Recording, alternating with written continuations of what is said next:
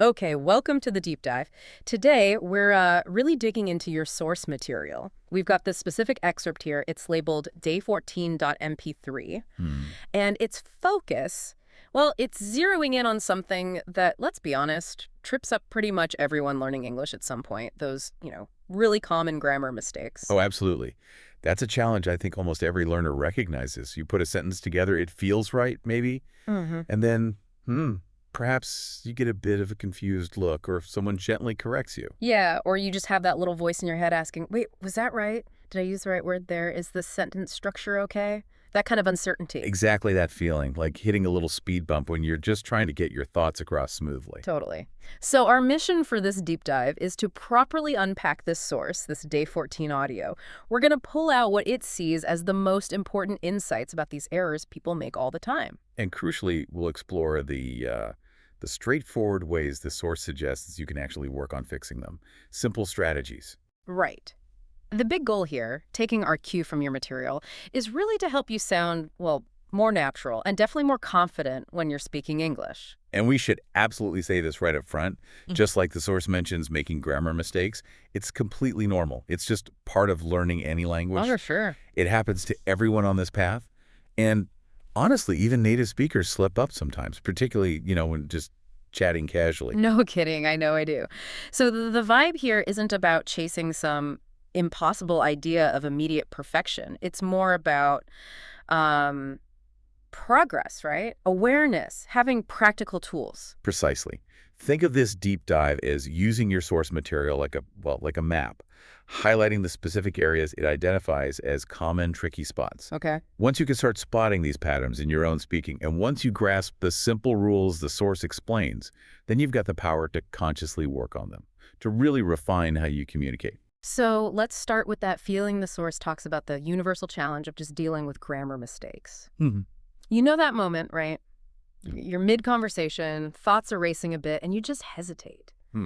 Was that verb tense okay for what I was describing? Should I have put an "es" on the end there? And articles, ugh, do I need one? Which one? The, none. That pause, Yeah. the flicker of doubt. Yeah. Yeah, every single English learner knows that feeling. Yeah. And the source does a really good job, I think, of validating it, stressing that it's not just you, it's a shared thing. Right. Doesn't matter if you're just starting or if you're pretty advanced, actually. Yeah. Even really fluent non-native speakers can occasionally trip over these specific common points when they're speaking quickly or thinking about complex ideas. It's genuinely good to hear that, that you're not alone when you hit those little snags. And the really positive message from this source material seems to be that a lot of these common mistakes aren't necessarily because you don't understand the core concepts. There are often small, specific things that, once you actually see them clearly and understand the rule, you can fix with some focused effort. Yes, they're common for a reason, maybe because they touch on tricky differences between English and other languages, or maybe they involve tiny details that are just easy to overlook in the flow of speech. Mm-hmm. So the objective the source lays out is very practical. It's like, let's focus on the most common errors, the ones popping up again and again, and let's look at simple, actionable ways to correct them. Targeted effort for noticeable improvement. That makes sense. Aiming for sentences that aren't just understood, but, sound a bit more natural, a bit more confident. It's like getting a troubleshooter's guide for the most frequent issues with clear steps to get back on track. Okay, so where does the source, this Day 14 audio, suggest we start our grammar repair session? It points straight at an area that causes, well, a surprising amount of head scratching. Yes, articles. The source highlights the misuse or sometimes just forgetting altogether of a and the. Tiny words. Tiny words, exactly. But identified as one of the most frequent stumbling blocks. And they're tricky partly because they're so small, maybe they seem insignificant. They really do seem insignificant sometimes, just one or two letters. But the source makes a very strong argument that these little guys, these articles, can actually fundamentally change the meaning or at least the precision of what you're saying. Mm-hmm. Getting them right is apparently quite key to sounding natural. Okay, so how do they function? The source says they're like pointers. Yeah, that's a good way to think about it. They signal whether we're talking about something sort of general or something specific, something the listener already knows about or that's unique in the context. And the core rule from the source. It's pretty fundamental. Yeah. You use a or an. When you're talking about something general, something singular and countable, but not a specific one. Introducing it, perhaps. Okay, let's use the source's own examples to break that down. It says, if I say I saw a cat in the street, what does a signal there, according to the source? Using a tells the listener it was just some cat, any cat, not a specific cat we've discussed before, just one single cat out of all the possible cats seen generally on the street. Right. The article A introduces this cat as non-specific. The source is clear. A for general, singular, countable things. And of course, and if the next word starts with a vowel sound like an apple, though the source seems more focused on the A versus the choice. Got it. General, singular, countable, and then they contrast it. But if I say, I saw the cat on my neighbor's porch, now it's the. Why the here, based on the source material? Because, as the source explains it, the is for something specific. In that example, the cat on my neighbor's porch isn't just any cat. It refers to a particular cat. How so? Well, either it's a cat that both the speaker and listener know about, maybe is the neighbor's actual cat they both recognize, or it's specific because the context makes it unique, the cat on that specific porch right now. The signals that we're talking about a unique instance or something already established. You might use the if you'd already mentioned my neighbor got a new cat, and later you say, I saw the cat. Or if you're pointing, look at the cat on the porch. That specific one. So general, inerrant, specific they. That's the main distinction the source emphasizes. But it also flags up a related common mistake using the when you actually mean something in general, like a whole category. Ah, yes. The example given is saying, I like the pizza. Right. When you don't mean that specific pizza on the table, but just pizza as a food concept. Exactly. This is super common, especially if your first language uses articles differently in general statements. English often drops the article entirely when talking about concepts or categories in general. Especially with uncountable nouns, right? Like pizza, meaning the food type, or chocolate, water, music, information, or with plurals referring to a general group, like cats or dogs. Precisely. And the source provides the correct general forms. I like pizza. Simple as that. Or, I love chocolate. No, the. No, the. By omitting the article, you're talking about the general concept. Pizza in general, chocolate in general. The source's rule here is effectively, for general concepts, uncountable nouns or plural nouns referring to a category, you often use no article. So if you did say, I like the pizza, as the source warns against for general meaning, it would imply. It would absolutely imply a specific pizza, the one we just ordered maybe. Yeah. Or the pizza we had last night that we're talking about, I love the chocolate, would mean that specific bar of chocolate you gave me, for example, not chocolate universally. Let's try a few more, based on this pattern from the source, just to really get a feel for it. Say you're starting a new job. You'd tell someone, I got a new job, right? General first mention. Yes, exactly. But then if you talk about it again later, you'd say the job is really interesting. Because now it's specific the job you just mentioned. Perfect example. Follows the source's logic precisely. Or think about abstract nouns. We say information is key, not the information is key, unless we mean specific information, like the information you sent me was helpful. Right. Or plurals. Cars cause pollution. Yeah. General category. But the cars parked outside are blocking my driveway. Specific cars. These examples, all flowing from the source's core rules, general versus specific, and often no article for general concepts and countable plurals, really show how crucial these little words are. It really is a different way of thinking for speakers of some other languages. But the source seems right. Nailing articles makes a huge difference in sounding natural. Constantly asking yourself, is this specific or general in this context, seems key. It absolutely is. It's foundational, according to the source, a small detail with a big impact on fluency. Okay, so we've tackled articles. Moving on, the source identifies another super common error. Again, it looks small, but it's grammatically vital in one very common tense. Yes, this is about forgetting to add that S or S ending to verbs in the present simple tense, but only when the subject is the third person singular. Meaning he, she, or it. Exactly, Yeah. he, she, or it. Ugh, this one catches so many people out. Even learners who are quite advanced sometimes let this slip. The source gives a typical example of the mistake. Someone might say, she walked to work every day. And walk is the base verb, sure. But the context, every day, clearly signals a regular habit or routine. Which calls for the present simple tense. Correct. And in the present simple tense, when the subject is she or he or it, standard English requires that verb ending. So the source gives the correct form. She walks to work every day. That little s seems so minor but grammatically necessary. Absolutely necessary in standard English for that combination. Yeah. Third person singular subject plus present simple tense. And the source clearly lays out the basic rule for present simple conjugation, which is worth repeating because this specific he-shite part gets missed so often. Right. For I, you, we, and they, you just use the basic form of the verb, no special ending. The source gives examples like, I work, you play, we study, they live. Simple. Simple for those ones. But, and this is the crucial bit the source wants us to focus on for fixing this error, for he, she, or it, you must add s or s to the verb in the present simple. Yes, they're examples. He works. She watches. Note the s after she, it goes, and s after o. It's not optional, is it? It's a hard rule for this specific situation. It's a grammatical requirement in standard English, and it applies to all sorts of verbs describing regular actions, states, or facts about he, she, or it, following the source's pattern, he likes coffee, not he like coffee. She needs help, not she need help. It seems difficult, not it seemed difficult. What about have? That changes too, right? Good point. Yes. Have is irregular here. We say I have, you have, we have, they have, but he has, she has, it has, not he has, but has. So he has a dog, not he have a dog. That's another really common one to watch out for. Wow, okay. So that little s, or the change to has, it actually carries a lot of information. It tells you the subject is singular, third person, and the tense is present simple, describing a habit or fact. Exactly. And the source encourages that act of self-monitoring. It says something like, listen to yourself speak. When you talk about he, she, or it, remember that s. That awareness piece again, catching yourself? It's a really powerful technique the source is suggesting. Knowing the rule intellectually is the first step, sure, but training your ear, training your mouth to automatically produce that C, when talking about he, she is a present simple, that takes conscious, repeated practice.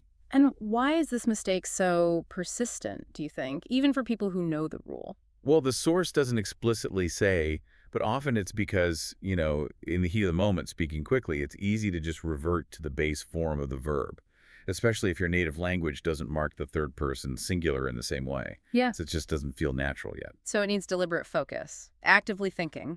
Subject is she, verb is work, present habit.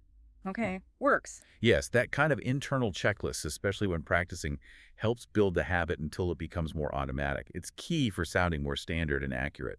Okay, a fundamental piece of present simple. Got it. Let's shift from verb endings to sentence structure now. The source mentions getting question word order right as another big challenge, and it points to direct translation from a learner's native language as a major reason for errors here. That makes a lot of sense. Question formation varies hugely across languages. English has relatively fixed patterns for questions, and if you just map your own language's structure onto English words, it often comes out sounding, well, wrong, or at least very unnatural. The classic example the source uses for this mistake is someone saying, you like coffee, with rising intonation, hoping it works as a yes-no question. Right. And while native speakers might understand the intention from the context and the intonation, it's not the standard grammatical structure for a question in English. So what is the standard structure? The source says English questions usually need something extra at the beginning. Yes, they typically require an auxiliary verb, a helping verb, placed near the beginning, often before the subject. Okay. And the source outlines the common patterns. For many verbs in the present simple, basically, not be or modal verbs, you need to add do or does. Correct. So that incorrect example, you like coffee, Yeah. he becomes do you like coffee? Yeah. You insert do before the subject you. And if the subject was he, she, or it. Then you use do's, again, right at the start, for a simple yes-no question. Does she like coffee? Does he work here? Does it rain often? And notice, after do or does, the main verb goes back to its basic form, right? No S on like or work in the question. Exactly. That's crucial. The do or does carries the tense and the person marking. So it's does she like, not does she likes. The is effectively moves to the auxiliary does. Okay, that covers most verbs. What about questions using the verb to be, like is, are, am? The source gives an example. Is she coming to the party? Here, the structure is different. The be verb itself acts as the auxiliary. So you invert the subject and the be verb. Instead of she is coming, the question becomes is she coming? So be verb plus subject plus rest of sentence. Yep. For questions about identity, Are you ready? Location, is the shop open? Description, was the film good? Or ongoing actions using the ing form, are they sleeping? The be verb just moves to the front. And the third category the source mentions involves modal verbs like can, will, should, etc. Their examples are can you swim and will they be there? Same principle here, really. The modal verb can, could, may, might, should, must, or the future auxiliary will moves to the front before the subject. So modal will plus subject plus base verb. Exactly. Can you swim? Should I call him? Will it be sunny tomorrow? Must we finish this today? The modal or will starts the question. So the really big takeaway from the source on questions, and a key point of difference from many other languages, seems to be this heavy reliance on auxiliary verbs do, does, is, are, am, was, where, can, will, should, positioned right near the beginning, usually before the subject. Absolutely. You can't typically just rely on intonation or shuffling word order, like in some other languages. You need that specific grammatical structure, with the auxiliary verb leading the way, or following a question word like where, what, when. Like in where do you live, you need the do. Precisely. Question word where, plus auxiliary do, plus subject you, plus main verb live. Without that do, where you live, sounds incorrect in standard English. Learning to use these auxiliaries correctly in questions is fundamental. And it seems this idea of needing auxiliary verbs doesn't just stop at questions, does it? The source brings it up again for negative sentences. It certainly does. They point out a very closely related mistake, forgetting that auxiliary verb do or does when making negative statements, especially in the present simple. And the example of this common error they provide is a learner saying something like, I not like spicy food. Which, again, you can see how that might happen through direct translation from a language where you just add a negative particle, like not after the subject or maybe after the verb. But standard English doesn't work that way for most verbs in the present simple negative. You need that auxiliary again, don't you? You do. The correct form, as given by the source, is I don't like spicy food. Don't being the contraction of do not. Exactly. The structure is subject plus dodos plus not plus base verb. That's the standard pattern. And for he, she, it. You use does not, or the contraction doesn't. She doesn't like spicy food. He doesn't play tennis. It doesn't work. And again, notice the main verb, like play, work, stays in its base form. The S is handled by does. Correct. The auxiliary verb takes care of the tense and person marking, just like in questions. The source really seems to emphasize this connection, stating explicitly, so always remember in English, negatives and questions need an auxiliary verb like do or does, for the simple tenses at least. Yes, linking questions and negatives together through their shared reliance on dodos is a key insight from the source. It underlines how do acts as this essential grammatical helper in these constructions for most verbs. It's not just a main verb meaning perform an action. Right. It has this crucial auxiliary function that's fundamental to basic English sentence structure and often quite different from how other languages handle questions and negatives. Getting this dodos auxiliary right is vital for accuracy. Mistakes here are quite noticeable. Okay, we've hit articles, the present simple S, and the whole auxiliary system for questions and negatives.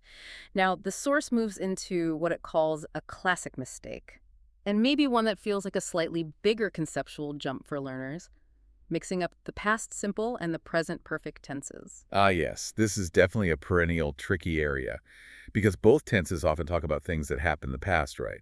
But they do it in different ways, with different connections to the present or different emphasis on time. The source highlights a couple of typical incorrect sentences learners might produce. First one, I have went. Okay, this first one is actually an error in verb form.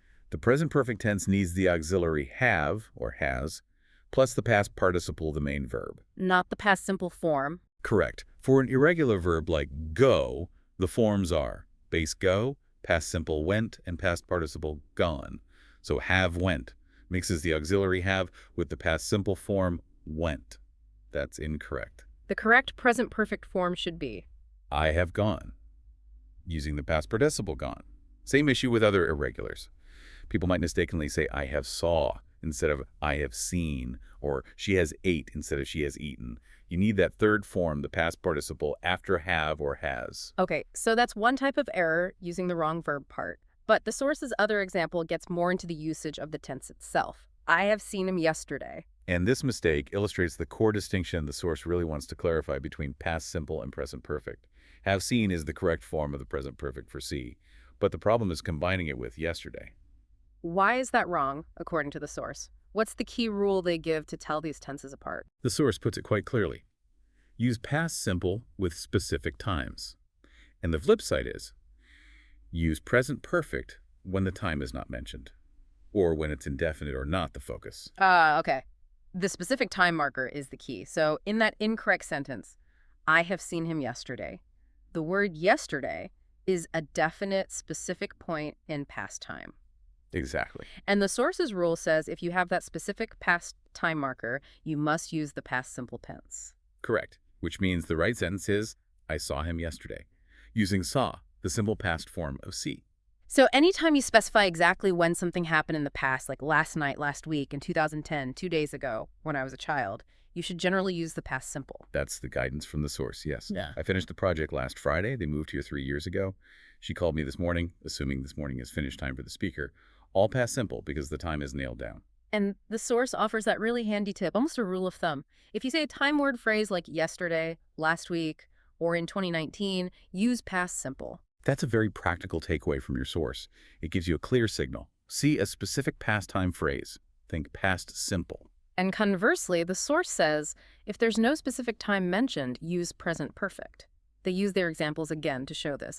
I saw her yesterday is correct because yesterday is specific. But I have seen her before is also correct. Why? Because before isn't a specific point in time like yesterday. It just means sometime in the past at an unspecified moment prior to now. The exact time isn't stated or important. So the present perfect often focuses more on the experience itself, or the result now, rather than the exact when. Exactly. Think about questions like, have you ever been to Japan? The focus is on the life experience, not when you went, or saying I've lost my keys. The focus is on the current result.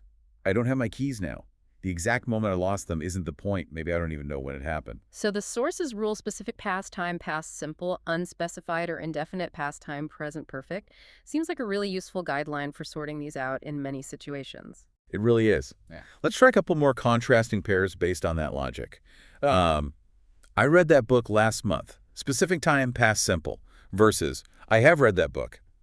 Time not mentioned. Maybe I'm just saying I have the knowledge experience from it.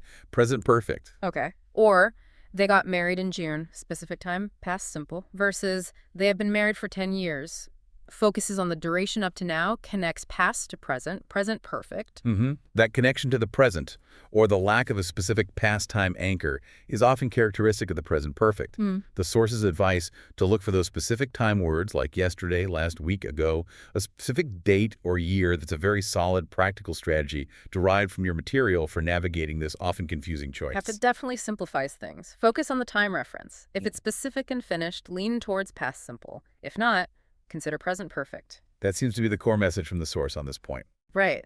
So we've worked through some really key grammar points the source identifies. Articles, the present simple tense, auxiliaries and questions and negatives, and this past simple present perfect distinction, quite a list. But the source then does something interesting and kind of zooms out, offers a bit of perspective. Yes, it brings in a very important, almost comforting reality check, which is that, grammar mistakes, they happen to everyone learning. And crucially, many small errors, especially when you're just talking casually, don't actually stop communication. People will often understand you anyway. That's huge, isn't it? It takes some pressure off. Forgetting an article sometimes, or maybe slightly mixing up a tense, the person you're talking to can probably still figure out what you mean from the context. Absolutely. The source validates that fundamental communication can happen even with imperfect grammar. But, and this is an important but from the source. There's always a but. Well, yes. It immediately follows up by stressing the value of working on these common mistakes anyway. It's not saying don't bother with grammar. It's saying you don't need perfection to be understood, but if you want to sound more fluent, more natural, then paying attention to these specific common errors is really worthwhile. Ah, I see. So there's a difference between just getting your message across functionally and achieving that smoother, more polished, maybe more native-like fluency. And targeting these high-frequency errors, like the source suggests, is the path towards that latter goal. Precisely. And the source adds another layer of nuance here, which is really interesting. It mentions that spoken English itself isn't always perfectly uniform or strictly rule-bound.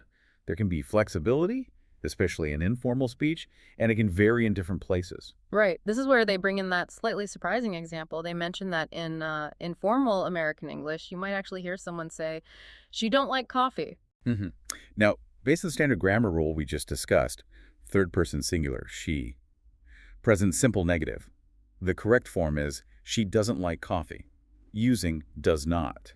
But the source acknowledges that this other form, "she don't," does exist in some real-world spoken contexts. Yes, specifically mentioning informal American English. It's presented as an observation about how some people actually talk in very casual situations. Okay, so how should a learner process that? Is the source saying "she don't" is okay to use? Not exactly. It's more of a descriptive point than a prescriptive one. The source isn't endorsing she don't as grammatically correct by standard rules.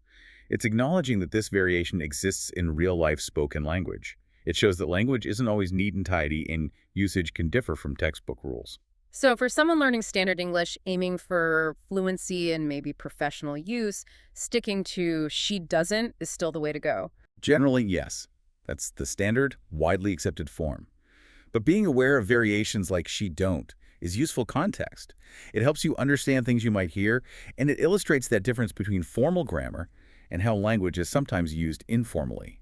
It shows language is alive and variable. That makes sense. It adds complexity, but it's realistic.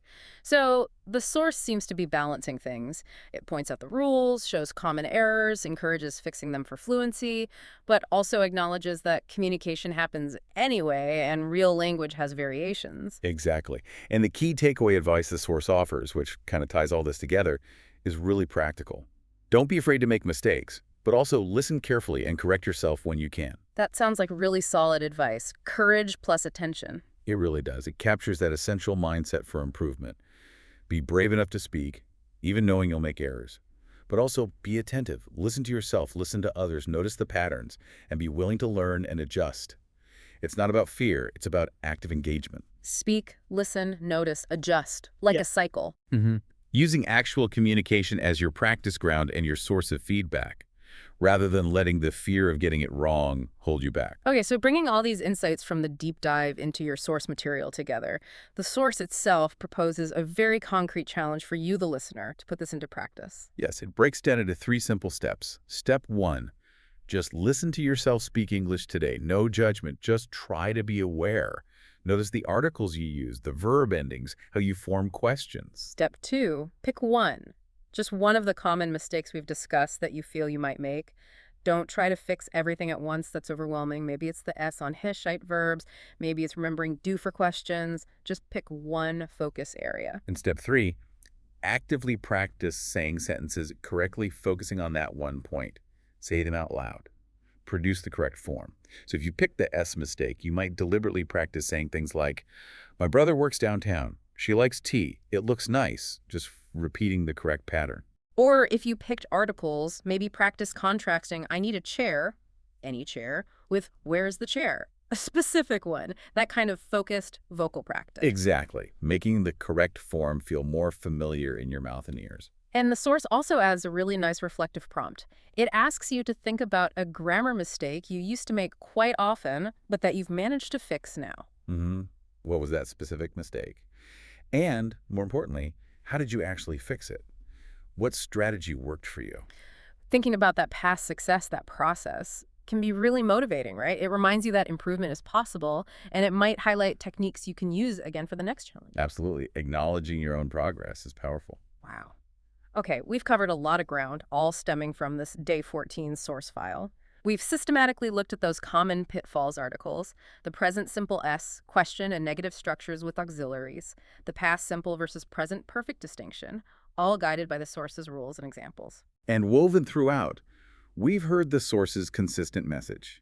Making mistakes is normal and okay, but focused practice on these key areas is how you build fluency and naturalness. And crucially, don't let the fear of errors silence you.